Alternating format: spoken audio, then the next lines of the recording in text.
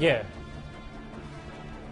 도대체 이 우리들 병원 의혹이 뭐길래 이렇게까지 얘기가 많이 나오는 걸까요? 청와대 민정실을 겨눈 검찰의 수사 속도를 내고 있는 가운데 검찰이 또 다른 뇌관이 될 수 있는 얘기를 들여다보고 있는 것으로 확인이 됐습니다.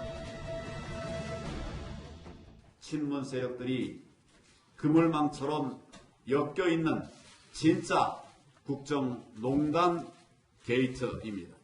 지금까지 나온 것도 빙산의 일각일 수 있습니다. 문정권 국정농단 3대 게이트는 전례가 없는 전대미문의 국정농단 사건입니다. 뉴스탑10에서 처음 짚어보는 우리들 병원 특혜 의혹 얘기입니다. 김태현 변호사님. 네. 왜 검찰이 이렇게 해묵은 의혹을 다시 들여다보는지, 그리고 우리들 병원 의혹은 뭐가 핵심인지 좀 얘기를 좀 간단하게 해주세요. 이제 하나 정정을 하면, 만약에 이게 잘못되면 또 검찰이 의도를 갖고 있다고 그럴 거 아니에요. 뭐 해묵은 걸 다시 들여다보는 게 아니라 지금 고발이 들어왔어요, 그냥. 알겠습니다. 그러니까 이제 하는 거지. 예. 또 뭐 한번 해볼까라고 해서 의도를 갖고 하는 게 아니고 이제 고발이 들어서 하는 겁니다. 우리들 병원 특혜 대출 논란은 뭐냐면 보시면요. 우리들 병원의 회장, 이상호 회장하고 부인님 김뭔데 어쨌든 그 부부가 있고 그다음에 이제 신씨란 사업가자가 있습니다. 근데 우리들 병원이 2012년쯤에 그냥 병원뿐만 아니라 자회사도 많고 리조트도 있고 사업을 굉장히 확장을 해요. 그 와중에서 산업은행한테 대출을 받거나 1,400억 정도 대출을 받아요. 제가 알기로는. 예. 12년에. 대출을 받으려고 보니까 기존의 대출이 너무 많아서 나오기가 힘든 거예요. 그래서 이제 기존에 이제 신한은행과의 대출을 이제 정리하는 그 와중에 있어서 동업자였던 신모 씨하고 이제 분쟁이 생겼던 거죠. 거기서부터 시작이었는데 그러면서 이제 의혹이 어디로 좀 번진 거냐면 당시에 우리들 병원 이상호 회장이라고도 합니다. 그 사람이 그렇게 재정 상태가 좋지 않아서 개인 신용이 굉장히 안 좋은 상태였거든요. 그런데 어떻게 산업은행이란 건 기본적으로 개인 대출해주는 것은 아니에요. 예. IB뱅크거든요. 우리나라 가장 큰. 어떻게 산업은행에서 1,400억 대출이 나갈 수가 있었지? 이런 부분들 때문에 그런 거고. 더군다나 지금 이상호 우리들 병원 회장이라는 사람이 그냥 뭐 큰 병원 가지는 원장이다. 그럼 그런 것부터 할 텐데.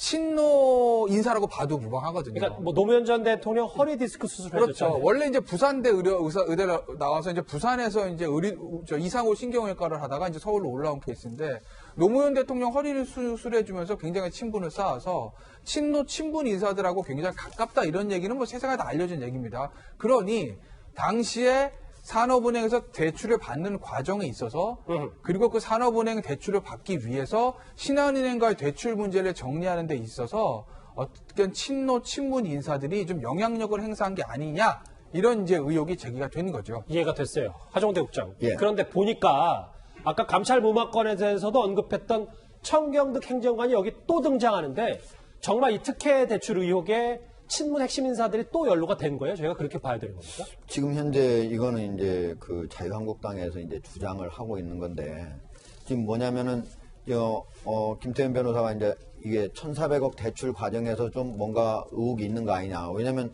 그 부동산 가격이 한 1,000억도 안 되거든요. 그게 1,400억 준다고 하는 게 보통은 부동산 가격 1,000억 되면 한 700억 정도뿐이 안 내주거든요.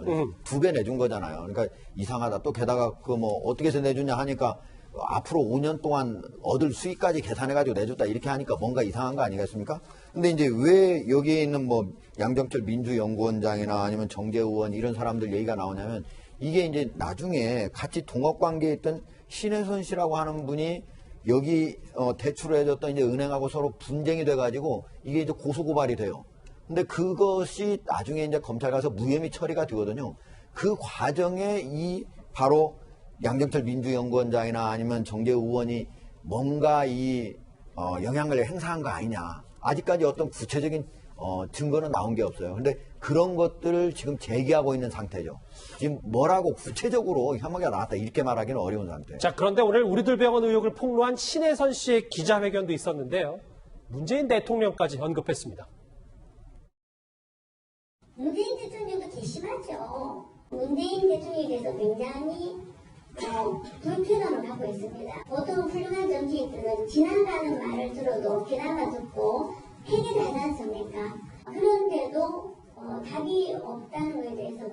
너무 실망하고 짧게 정리해보면 문재인 대통령 이름까지 나왔단 말이죠. 이 부분에서. 그 신혜선 씨가 그 문재인 대통령하고 인연은 있는 것 같습니다. 그러니까 신혜선 씨가 그 한국인으로 처음으로 천주교 영세를 받은 사람이 신모 씨라고 통칭을 할게요. 예, 예, 신모 씨가 그 후손이거든요. 그래서 아마 그 천주교 인사들과 문 대통령이 2012년 그 당시에 그 정치 활동 시작해서 당시에 소개해준 그 경험이 있어서 알기는 아는 사이인데.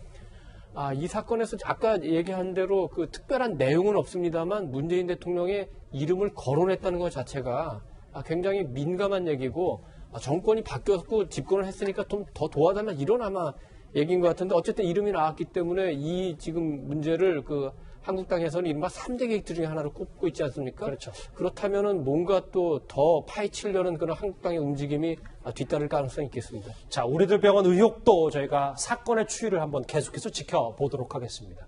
자, 쉼없이 달려봤는데 관련해서 한번 댓글이 들어왔습니다. 같이 만나보실까요? 까도 계속 나오는 의혹들이다. 다음 거 보겠습니다.